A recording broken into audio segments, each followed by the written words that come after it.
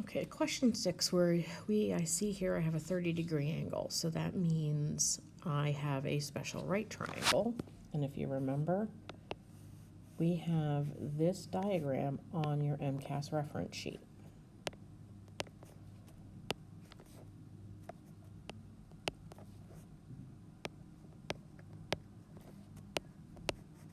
Okay, that means the side opposite the 30 degrees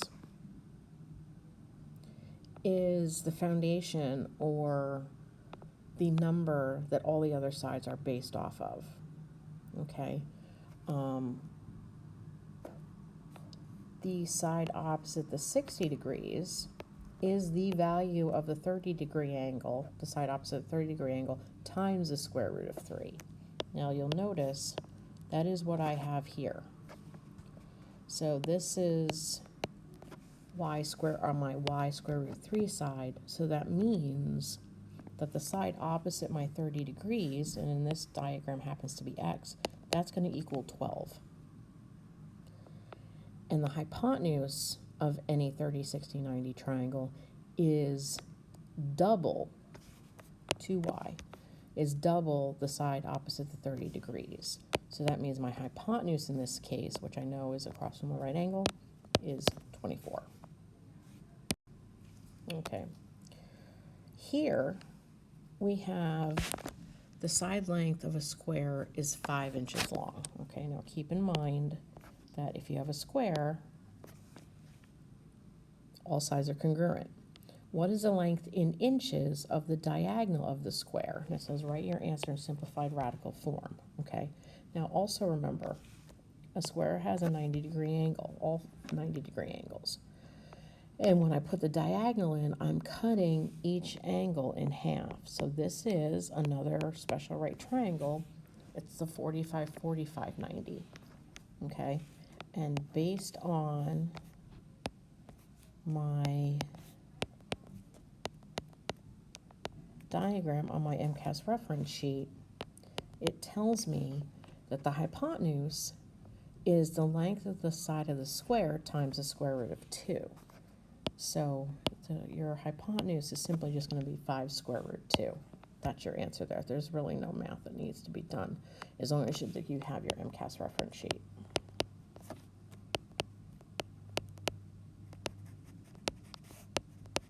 Okay. Now number 8, again, I have another square, but this time you'll notice that the length of my hypotenuse doesn't have a square root of 2 in it, but I'm asked to find the length of the square. Okay. Again, I'm not going to be too picky on this particular question because, again, we didn't spend a lot of time on it because it wasn't required for your MCAS exam. But to solve this problem, okay, again, I'm going to go back to my reference sheet. My hypotenuse of my 45, 45, 90 has a value of x times the square root of 2, okay? So, and in this case, that value, based on my problem, is 20. So here in this equation, if I solve for x, I will get the length of the side of my square. Now, just like any other problem, if I had 3x equals 18, I would just divide both sides by 3 to find my value of x. So that's what I'm going to do here. I'm going to divide both sides by the square root of 2, because anything divided by itself is 1. So now I have x equals 20 divided by the square root of 2. But unfortunately, this is not considered in its simplest form. Okay, we never keep square roots in the denominator. So what we're going to do is something called rationalize the denominator. And we simply do that by multiplying both top and bottom by the square root of 2. Now, I can do this because in terms of, I'm not changing the value in any way, shape, or form because the square root of 2 over the square root of 2 is 1. So I'm not changing its value, but what I am doing is changing the format so that way I no longer have a square root in my denominator. Now, when we multiply fractions, we multiply straight across. So I'm going to get 20 times the square root of 2, and the square root of 2 times the square root of 2 is the square root of 4. Now, I can't do anything to simplify 20 square root 2, but the square root of 4 is 2, because 2 times 2 is 4. And then here, you'll notice I can divide 20 divided by 2. Oops, sorry. I can do 20 divided by 2, and that gives me 10 square root 2. And that is your final answer. Okay. And if I plug this in, and I'll show you how this works. If we were originally given the side length of 10 square root 2, we know to get the hypotenuse, I have to multiply this whole length times the square root of 2. So that's 10 times the square root of 4, which we know is 2, and that's how we get 20. Okay, so the shortcut is that anytime you have a 45, 45, 90, your side length is literally going to be half of the hypotenuse times the square root of 2, because that's the only way you can get a whole number as the hypotenuse. Okay. All right, now we're moving on to some of the trig stuff. Okay, and here we want the value of tangent at 30 degrees. Now you can find that on the calculator, but it's going to give you a decimal. And you'll notice decimal is not one of your answer choices. So let's go back to our right triangle, our 30, 60, 90 triangle, where this is y square root 3, and this is 2y. Okay. Now, in any theoretical question like this, the assumption is that y equals 1. Okay, so I'm going to rewrite this as 1, 2, and the square root of 3, because 1 times the square root of 3 is just the square root of 3. We don't need to put the 1 in front of it. Okay, so now I have this, and this is my 30 degrees. All right, now it's asking for tangent. Okay, now remember, tangent is the length of the opposite side divided by the length of the adjacent side. So label your triangle. Okay, that's my opposite side. Change colors here so it's a little easier to see. So this is my opposite side. My hypotenuse is always across from my right angle. And this is my adjacent.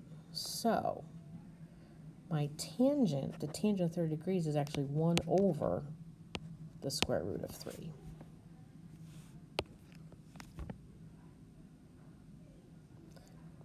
So what we did was we used our definition of the tangent function and our special right triangle to find the value for the tangent of 30 as opposed to a decimal. Okay.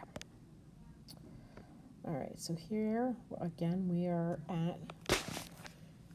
determining the sine, cosine, and tangent of our angle, or two acute angles R and S. So let's remember, sine is opposite over hypotenuse, cosine adjacent over hypotenuse, tangent opposite over adjacent. Okay. So first we're looking at angle R. All right, so label your triangle always opposite, hypotenuse, adjacent. And again, hypotenuse is always across from the right angle. And so by default, 30 is my adjacent side. So the sine of r,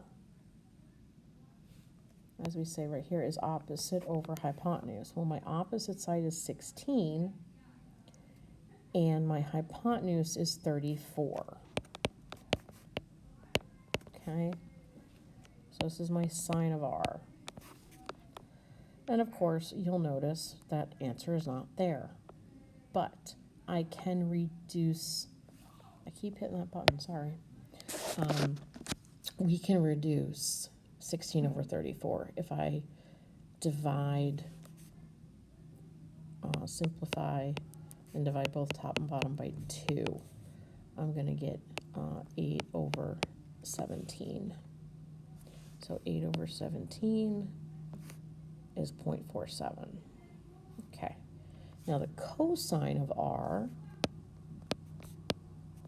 okay, is adjacent over hypotenuse. So that's my 30 over 34. And again, when I reduce, I get 15 over 17. Oh, here we go, 15 over 17. And then last but not least, we have our tangent of r, which is opposite, which is 16, over adjacent, which is 30. And when I divide by 2, I get 8 over 15. And so that happens to be B. Okay. And then we have the tangent of S. Okay. Now for angle S, this is now my opposite side. So that's going to be 30. And then my opposite side becomes my adjacent side. Okay, so opposite and adjacent sides change, or invert, not invert, the fraction inverts, but the sides swap out when you change the angle. So my opposite is 30, my adjacent is 16. So the tangent of S, when I reduce, is actually 17 over 8. No, it's not. It's 15 over 8. I'm so sorry. 15 over 8.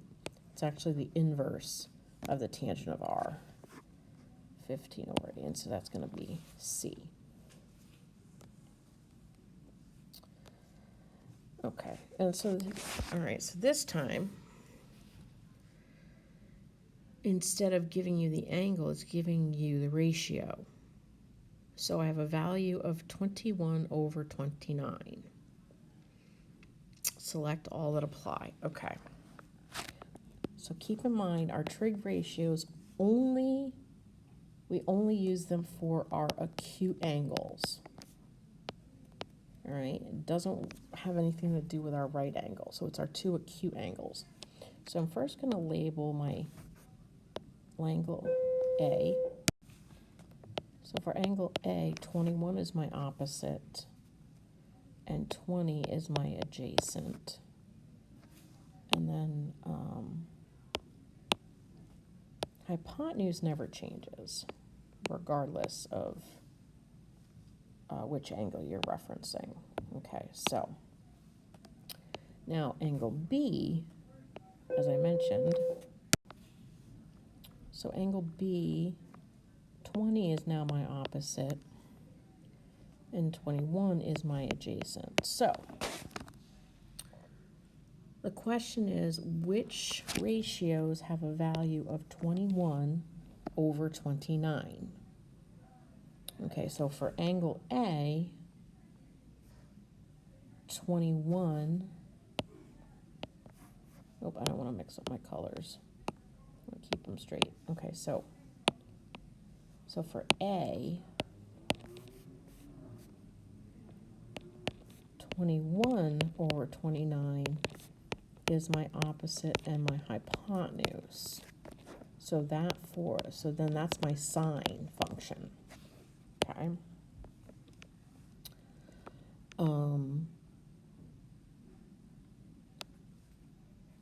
Now if I look at angle B, from the angle B perspective, 21